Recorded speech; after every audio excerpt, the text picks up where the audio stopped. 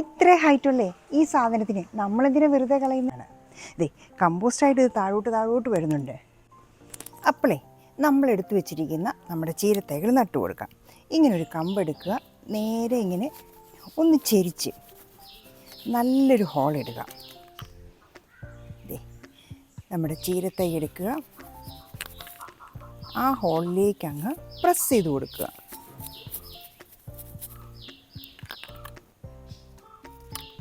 അടുത്തത് നടുക.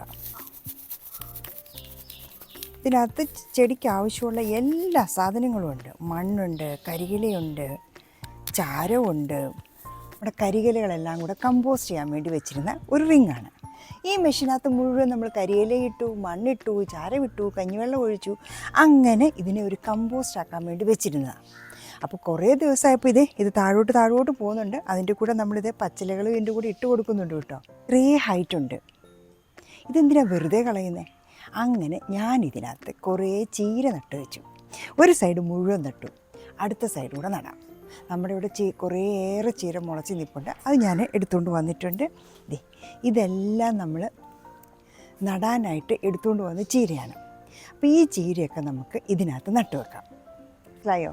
കഴിഞ്ഞ ദിവസം നമ്മൾ കരികില കമ്പോസ്റ്റ് ഉണ്ടാക്കാൻ വേണ്ടിയിട്ട് ഈ മെഷറിങ്ങിനകത്ത് കരികിലയും മണ്ണും ചാരവും കഞ്ഞിവെള്ളവും ഒക്കെ ഇട്ട് സെറ്റ് ചെയ്ത് വെച്ചിരുന്ന സാധനമാണ്. കമ്പോസ്റ്റായിട്ട് ഇത് താഴോട്ട് വരുന്നുണ്ട്. അപ്പം തോന്നി ഇത്രയും ഹൈറ്റുണ്ട്, പിന്നെ നമുക്കിതിനെ എന്തെങ്കിലും ഒരു യൂസ്ഫുൾ സാധനമാക്കി മാറ്റിയാലോന്ന്. കമ്പോസ്റ്റിങ്ങും നടക്കും, നമ്മളുടെ ഒരു കൃഷിയും നടക്കും. അങ്ങനെ അതിന് വേണ്ടിയിട്ട് ഞാൻ കുറച്ച് ചീര തൈകളെടുത്ത് വെച്ചിട്ടുണ്ട്. ഇതങ്ങ് നട്ടു കൊടുക്കാം. കഴിഞ്ഞ ദിവസം ഞാൻ ഈ സൈഡിൽ മുഴുവൻ നട്ടിരുന്നു. ഇനി നമുക്ക് അടുത്ത സൈഡിൽ കൂടെ നട്ടു കൊടുക്കാം. അപ്പോൾ ഇതെല്ലാം ഇങ്ങനെ ബുഷിയായിട്ട് ഒന്നിച്ച് വളരും. നോക്കാം. എത്ര സ്ഥലമില്ലാത്തവർക്കും ഈസി ആയിട്ട് കൃഷി ചെയ്യാൻ പറ്റുന്ന ഒരു മെത്തേഡാണിത്. ചീര പോലെയുള്ള സാധനങ്ങൾ നമുക്ക് എന്നും വീട്ടിൽ ആവശ്യമുള്ളതാണ്. അത് ഇങ്ങനെ നട്ടു കഴിഞ്ഞാൽ നമുക്ക് വീട്ടിലേക്ക് ആവശ്യത്തിൽ കൂടുതൽ ചീര ഇവിടെ തന്നെ ഉണ്ടാക്കിയെടുക്കാൻ പറ്റും. ഈ മെഷീൻ്റെ ചുറ്റും നമുക്കിങ്ങനെ ഓരോ ഹോളുണ്ടാക്കി ചീരത്തൈകൾ അങ്ങ് നട്ടു കൊടുക്കാം. പിന്നെ മറ്റൊരു അഡ്വാൻറ്റേജ് എന്ന് വെച്ച് കഴിഞ്ഞാൽ ഇതിന് വെള്ളം ഒഴിക്കാനും വളവിടാനും ഒക്കെ ഈസിയാണ്.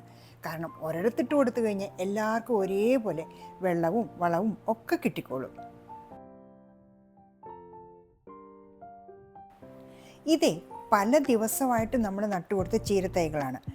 ഓരോ ദിവസവും നമുക്ക് ചീരത്തൈകൾ കിട്ടുന്നതനുസരിച്ച് ഇതിലേക്ക് കുത്തി കൊടുത്താൽ മതി.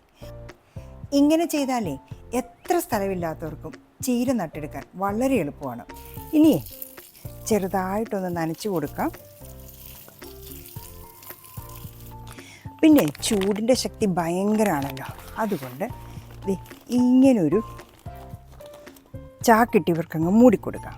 പിന്നെ ചാക്ക് താഴെ പോകാതിരിക്കാനായിട്ടേ ഇങ്ങനൊരു കമത്തി കൂടെ വെച്ച് കൊടുക്കാം. ഇതേ കരിയില കമ്പോസ്റ്റിന് വേണ്ടി ഞാൻ ഉണ്ടാക്കിയ റിങ്ങാണ്. ഇതിനകത്ത് എന്തെല്ലാം ഇട്ട് കൊടുത്തിരിക്കുന്നു എന്ന് കണ്ടു നോക്കാം. ആദ്യമേ തന്നെ നമ്മൾ എടുത്തു വെച്ചിരിക്കുന്ന കരിയില. ഇപ്പോൾ വേനൽ സീസൺ ആയതുകൊണ്ട് ഇഷ്ടം പോലെ കരിയിലകളുണ്ടല്ലോ, നേരെ താഴേക്കിടുക.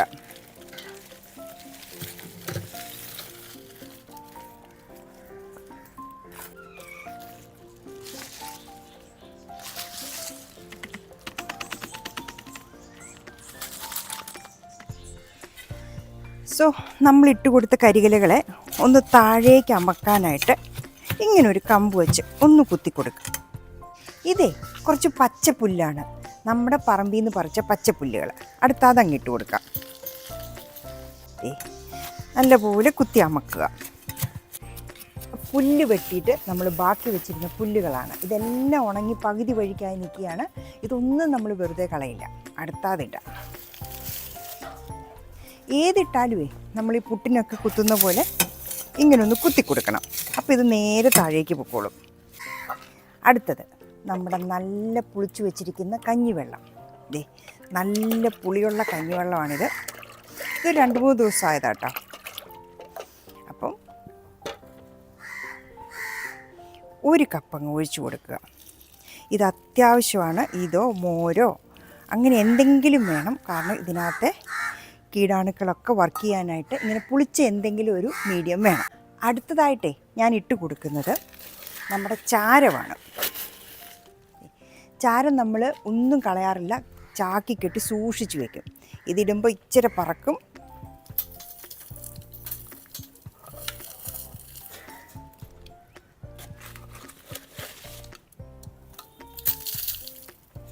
ഇനി നമുക്ക് കരിയില.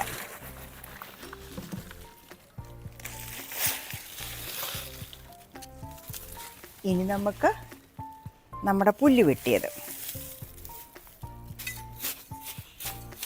ഇനി കഞ്ഞിവെള്ളം.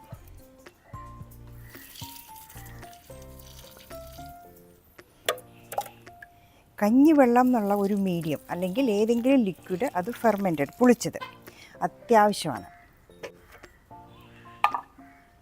സോ ഈ പ്രോസസ്സ് നമ്മൾ കണ്ടിന്യൂ ചെയ്യുക, ഇത് നിറയുന്നവരെ.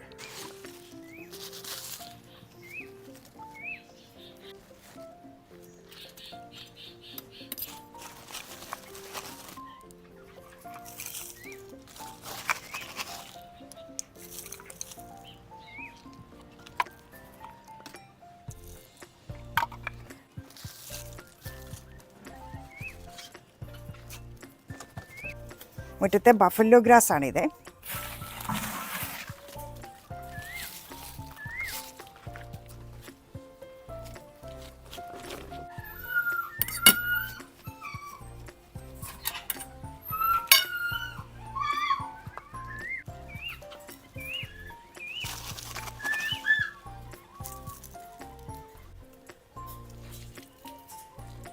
ഇപ്പം നടുക്കോട്ടൊഴിച്ചാൽ മതി, അങ്ങനെ ആകുമ്പോൾ താഴോട്ട് പോവുകയില്ല.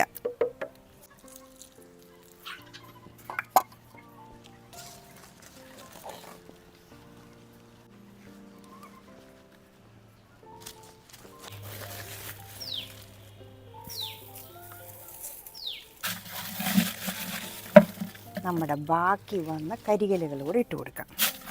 ഏറ്റവും ടോപ്പ് എപ്പോഴും ഡ്രൈ ആയിട്ടിരിക്കുന്നതാണ് നല്ല കേട്ടോ. ഒന്നമ്മയ്ക്ക് കൊടുത്തേക്കാം. പിന്നെ ഇതിനകത്ത് ഒരു കാര്യമുണ്ട്, നമ്മൾ എയർ ഹോൾ ഇടണ്ട, air through and through pass ചെയ്തോളും. ഇപ്പോഴത്തെ ചൂടിന്നേ നമ്മളിപ്പോൾ നട്ടുകൊടുത്ത ചീര രക്ഷിക്കാനായിട്ടാണ് ഞാൻ ചെറിയ ഒരു ചാക്ക് വെച്ച് തണൽ കൊടുത്തിരിക്കുന്നത്. ആ ചാക്ക് പറന്ന് പോകാതിരിക്കാനായിട്ട് ഇങ്ങനൊരു പാത്രം വെച്ച് മൂടുകയും ചെയ്തു. സോ ഇനി വെയിറ്റിംഗ് പീരീഡാണ്. ഇനി അപ്പുറത്തെ സൈഡിൽ കൂടെ കുറച്ച് നട്ട് കൊടുക്കാം. എനിക്ക് ചീര കിട്ടുന്നതനുസരിച്ച് നട്ട് പോകാം.